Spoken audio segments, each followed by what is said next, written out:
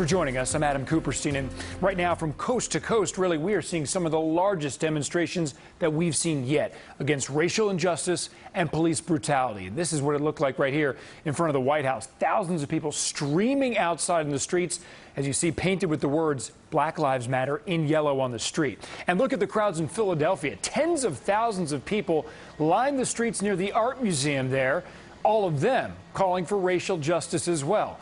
And in the tri-state, crowds have been growing as people call for action and justice in the death of George Floyd. This is the view from Chopper 4. It's above the Brooklyn Bridge. You can see people streaming into Manhattan as we speak. And we've seen these protests all day from Harlem to Washington Square Park, across the Brooklyn Bridge there, and in Elizabeth, New Jersey.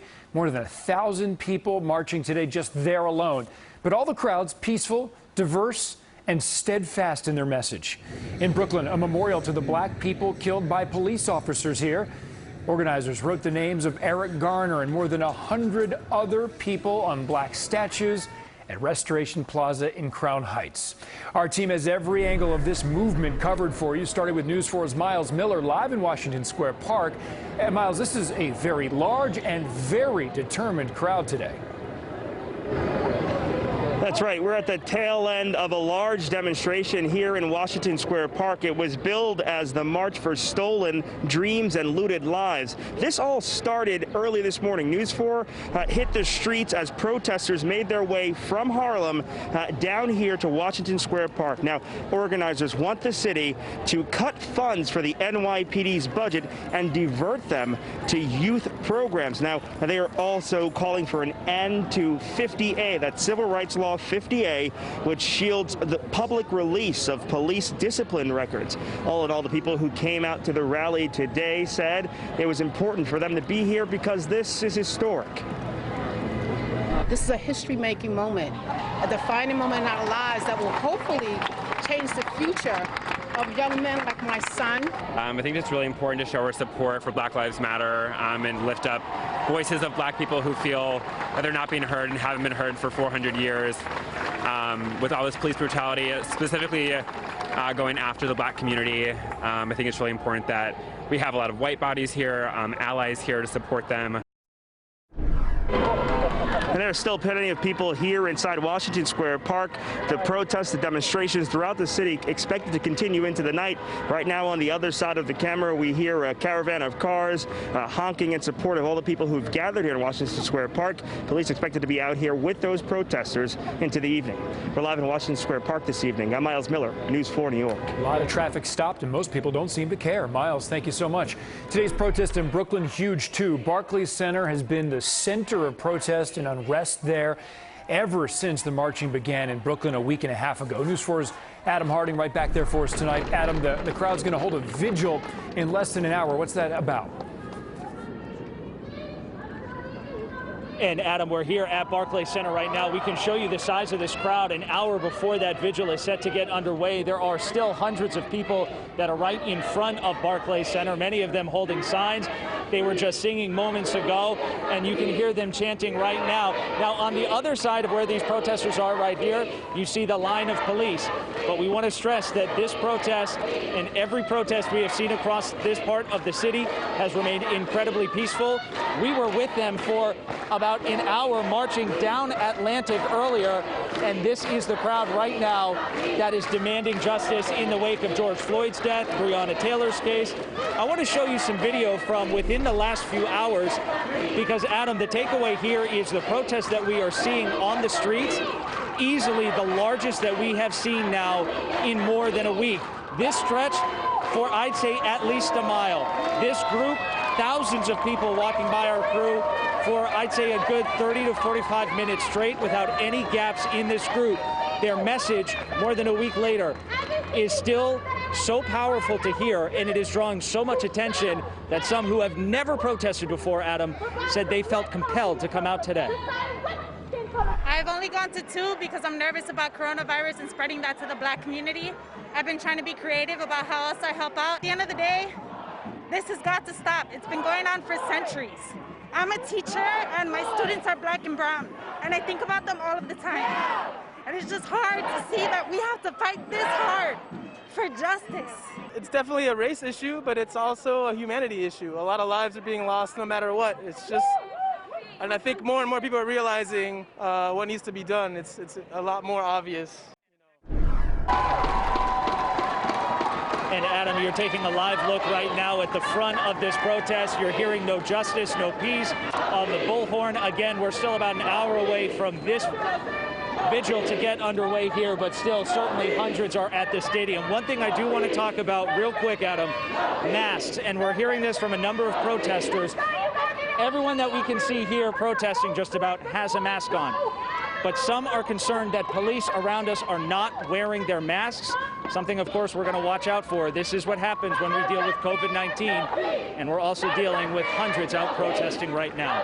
That's the latest live in Brooklyn. I'm Adam Harding, News 4 New York. Yeah, can't forget we're in the middle of a pandemic, that's for sure. Adam, thank you for that look there from Brooklyn. Let's go now to News 4's GABY ACEVEDO. He's following protesters at the march across Manhattan, lower Manhattan. What's going on right now there, GABY?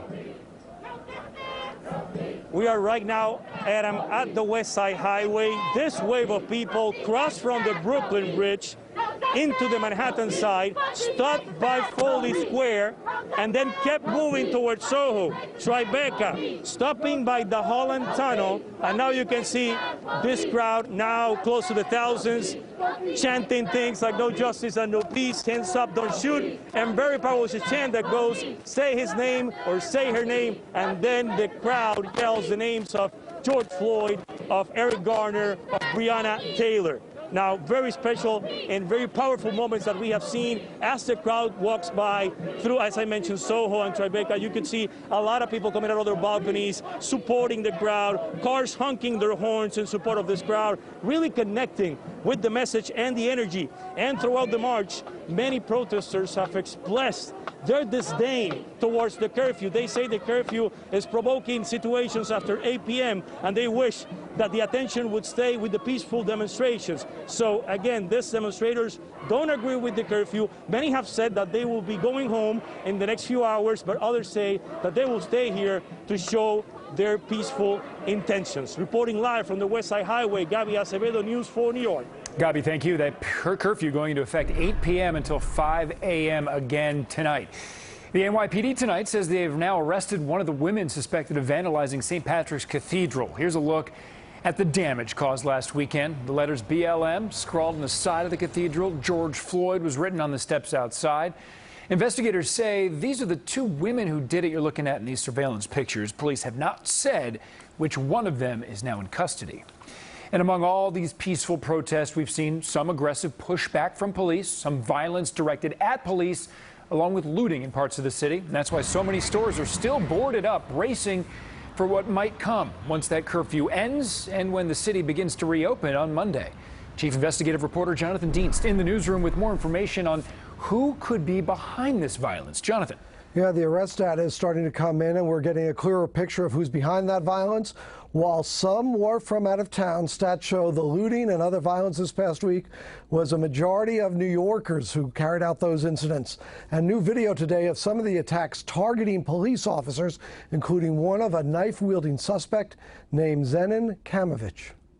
Two officers standing on foot post Wednesday night. That's when police say the suspect pulled out a knife and stabbed one of the officers in the throat. As the suspect ran and fought, police say he was screaming Allahu Akbar, or God is great, fighting with cops for control of one of their guns.